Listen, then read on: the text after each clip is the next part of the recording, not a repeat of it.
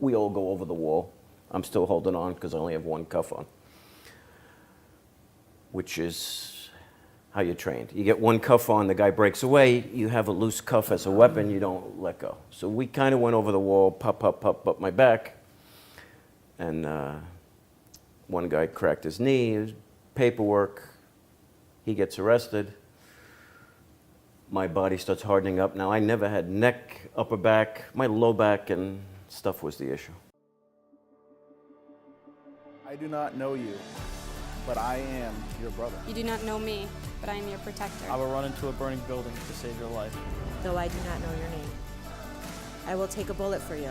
Though we've never met, I believe in duty and sacrifice of self. Your family is my family. Is my family. Your life is my duty.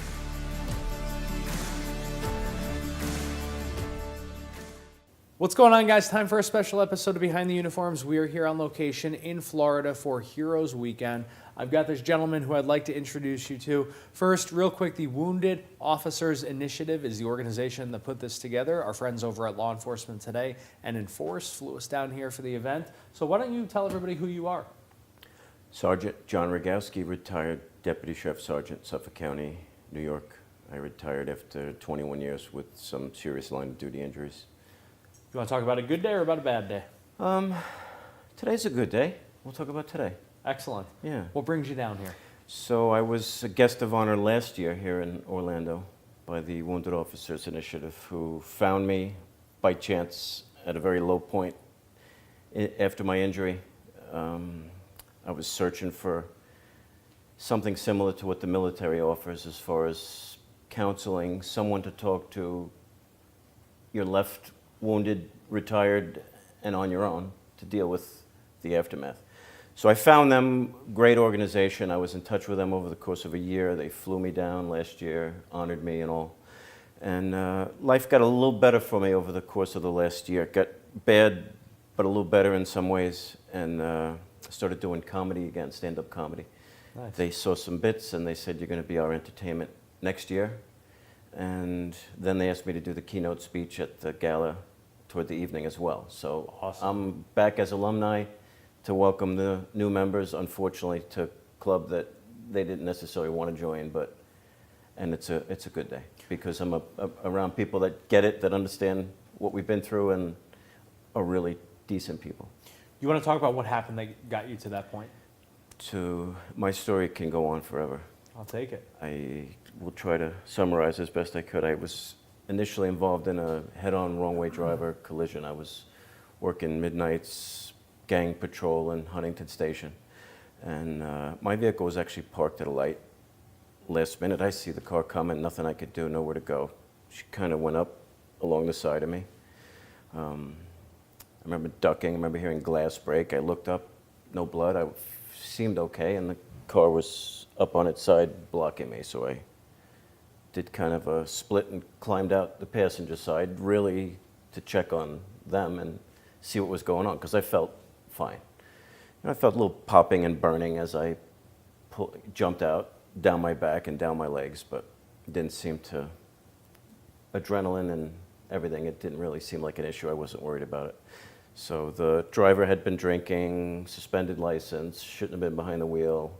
So I handled the scene, impound, all of the above. A couple hours later, things started hardening up. Went to the hospital, and not horrific. Some torn ligaments in my low back. The hamstring tendon was partially torn from my hip. Little meniscus tear in my knee. Jeez. Maybe trauma, climbing out, all of the above. Stay out 4 to 6 weeks, says the surgeon, and we'll see where we go. I went to the police surgeon, which is basically the doctor assigned to my department to intermediary and, I guess, monitor your medical condition. I was ordered back to work after 1 week against the surgeon's orders with torn ligaments from my knee to my back. He did indicate light duty, sedentary desk work, no contact with the public. I called the union. I said, what do I do? I didn't really know. I had 17 years on the job at the time, type of guy that would jump over a fence, slice my arm, get it stitched up, and go back to work. I didn't really know the procedures, and they said, if you're ordered back, you're ordered back. I was put on highway patrol midnight as a supervisor, which is not light duty. It's a patrol position.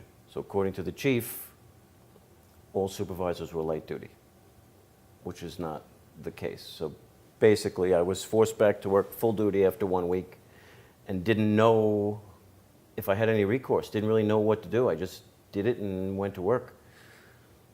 Fast forward a few months, I mean, it was unbearable pain. Things didn't heal, things didn't get better. I literally worked my shift with the gun belt and the vest on the passenger seat because the pain was unbearable. It doesn't make any sense to do this job in uniform with no gun belt and no vest. But it was easier for me to have an hour, half an hour, 2 hours of less pain from wearing it to just get to a call, toss it on, and handle it, hopefully in time to not get hurt. So after a few months, a lot of therapies, acupuncture, physical therapy, injections, epidurals, trying to get the body to heal. And I was an athlete. I was in very good shape. Competitive athlete, martial arts, all types of tough cup competitions. In my mind, I'm going to come out of this. This is not career ending by any means. So the hardest part of it was that the job really should have let me stay out and heal. And the longer it went on, the longer it seemed like things were going to be permanent. Fast forward a couple years, I was surgery on the knee. It didn't heal right after a year. The hamstring tendon, after a year, finally healed. It wasn't as bad. A lot of low back pain. What the doctors were saying is the tendons, ligaments were like loose rubber bands. They weren't healing and were kind of limp. But my spine was in good shape. The MRIs said the discs were in good shape. This really is something that you'll come out of. I was getting a form of stem cell injections toward the end of the 2 years. Platelet-rich plasma, I don't know if you've heard of it. It's probably an early stem cell. Yeah. Injections right into the ligaments. And I was really having decent relief, pain. I came to a point after 2 years after the injury, I was able to exercise lightly, no heavy lifting. I was able to, no running. I said, if this is it, low back pain, I ice it, some Tylenol, I could work, I could function. If this is as good as it gets, I'll take it. So I had, usually it was sore for about a week or so. I had a round of these platelet-rich plasma injections. I told the doctor specifically this time, can you write minimal gun belt, desk duty only. I really wanted something light duty because jumping out and running around, I needed that extra week after the injections to kind of calm things. So I'm working desk, light duty, gun belt over there, a little bit of interaction with the public, nothing crazy, but better than outside. They had so now I'm working as the desk sergeant at county court, Suffolk County Court. That's the light duty spot they found for me. I get a call from internal security. There's a prisoner that I guess came under the tunnel from the jail to the courthouse, smuggled a package of, I could speak frankly, package of drugs up his ass. An informant will say, told us. So internal security says, we got to do a strip search on your side. We need a supervisor on the floor. I'm light duty. I call the captain upstairs. No problem. Go out. We got enough cops to handle it. Not an issue. As soon as he sees the plainclothes, he starts fighting. It never ceases to amaze me. They wonder why people get hurt. You're in a jail cell area with concrete floor, concrete walls, metal benches, metal toilets, metal walls, concrete and metal. You roll around on that, you're going to get hurt. Yeah. So another thing with this guy, he was a 3-time felon. and he was in protective custody because he had driven by a female correction officer's house and threatened to shoot her, kind of like with emotion. So he's being housed in another county. So he's protective. So I'm making sure nothing happens to him. They got to do a strip search. It's our policy. Captain came downstairs. He's kind of watching things. So I find a little half metal wall to stand behind to stay out of the way. They start fighting, dog pile on the rabbit. He's trying to eat the drugs that's in a bag that... I actually talked to him later. It's kind of funny. I said, what are you doing? He's like, I figured if I could get it down from an A felony to an E felony, I wouldn't get so much time. Like, bro, felony's a felony. He's trying to eat some of it to get his charges lesser. They don't think clearly. So they're fighting with this guy, trying to get the drugs, evidence, and nobody's got handcuffs. I tell the girl, run and grab a pair of handcuffs. Boom. They bring him to me. He's kind of contained. I get one cuff on. Now we got more backup coming. We all go over the wall. I'm still holding on because I only have one cuff on, which is how you're trained. You get one cuff on, the guy breaks away, you have a loose cuff as a weapon, you don't let go. So we kind of went over the wall, pop up my back, and one guy cracked his knee, paperwork, he gets arrested. My body starts hardening up. Now, I never had neck, upper back, my low back and stuff was the issue. So I contact this same guy who's been doing the stem cell, come in Monday, we'll do a round of it up your back, probably just tweak something, no big deal. He hits a nerve. I'm going to try to fast forward because I'm dragging this on. He hits a nerve while I'm in anesthesia. I had pain from my ear to my feet. I'm yelling at this guy, I can't move, I'm paralyzed. I could not physically get off the table. You're not paralyzed, you're not paralyzed. The pain, the trauma, you'll be okay. About 20 minutes, I'm gonna say 40, I was able to sit up. Pain like I've never felt in my life. Gives me an ice pack, sends me to my car, they walk me out to my car, I'm driving home in agony. Over the course of the next month or so, I started to have random tweaks in my leg. You know, you and your buddies when you're young, you run behind him, you pop him in the back of the knee so he buckles just as a joke. This is what I was having, just random stuff like this. Random neurological things, just odd things started happening with the legs, with the walking. I went back to the surgeon for a few months, finally said I had to go to a neurologist. I had nerve damage. I started having a lot of falls. Meantime, I'm still working. I'm being ordered back to work, out a little bit, back to work.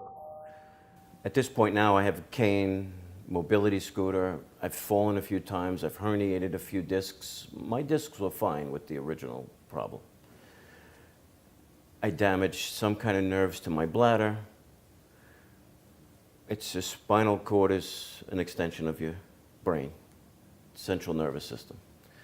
So I worked for the next year or so, procedures, surgeries, treatments, nerve medications. Instead of getting worse, instead of getting better, things got worse.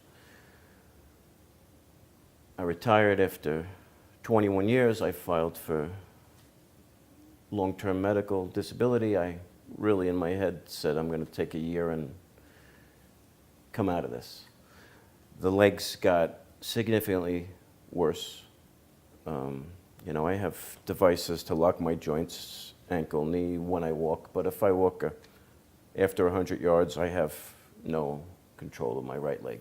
Sometimes a little bit more, sometimes a little bit less. Fast forward a couple years, the progression and degeneration of the spine. I have 10 herniated discs, spinal cord compression, damage to my brain from the spinal cord compression, fine motor skill problems, migraines, vertigo, you name it. So I don't know where, I guess I digressed and went off onto a thing, but it's a course of events that happened, and life still happens. You still have to take care of life. You know, you're injured, you're trying to make peace with what's happened to you, what's been taken from you, so to speak, your ability to do things. And I'm a single father. You ask what's a bad day, I wake up, I can't acknowledge a bad day. I got a young kid with special needs I take care of on my own. I got to put my pain aside and get it done, or it doesn't get done. Mama walked out on us and was dealing with her own demons, and that's kind of how it is. So, About a month ago, somebody sent me a message and said that they saw one of the episodes of Behind the Uniforms. This was a woman who had been a Marine. She then became a police officer. She was wounded in the line of duty. She had tried to take her own life twice, and she failed, according to her words. right. She was going to make that third attempt, and she saw one of these videos where an officer talked about post-traumatic stress Right. and what he had gone through and how he got past it. And I think it's so important for people who are watching to know that they're not alone. Right.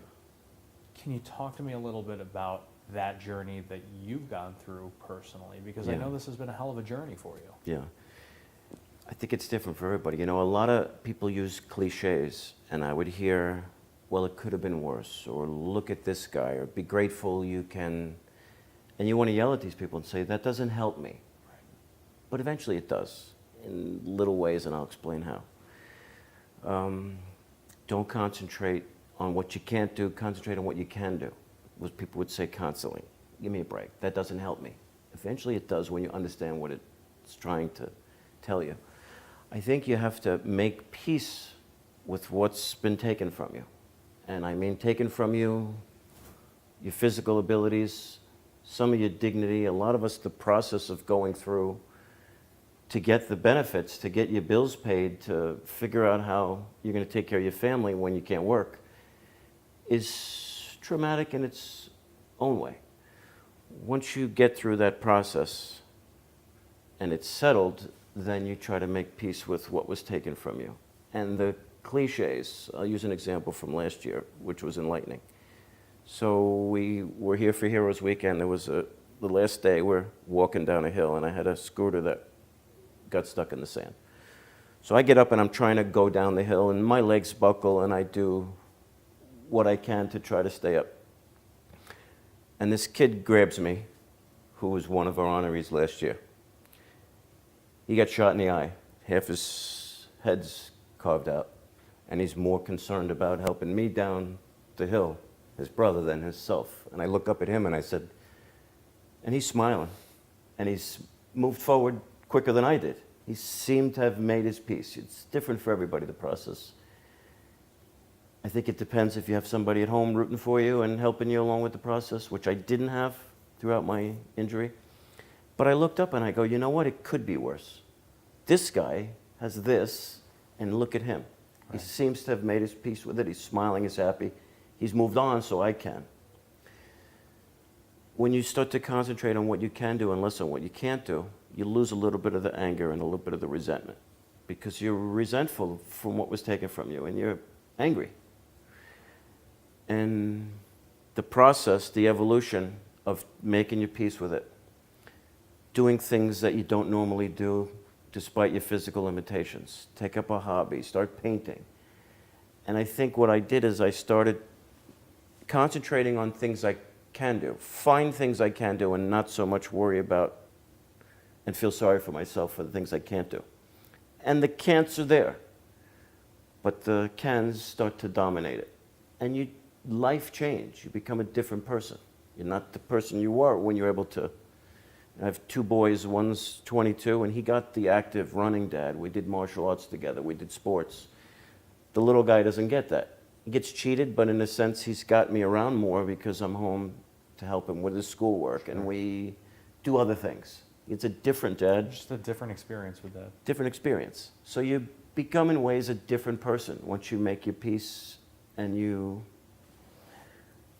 the process is ongoing, you know what I'm saying? I think you said it's nice to know somebody's in your corner and you're not alone.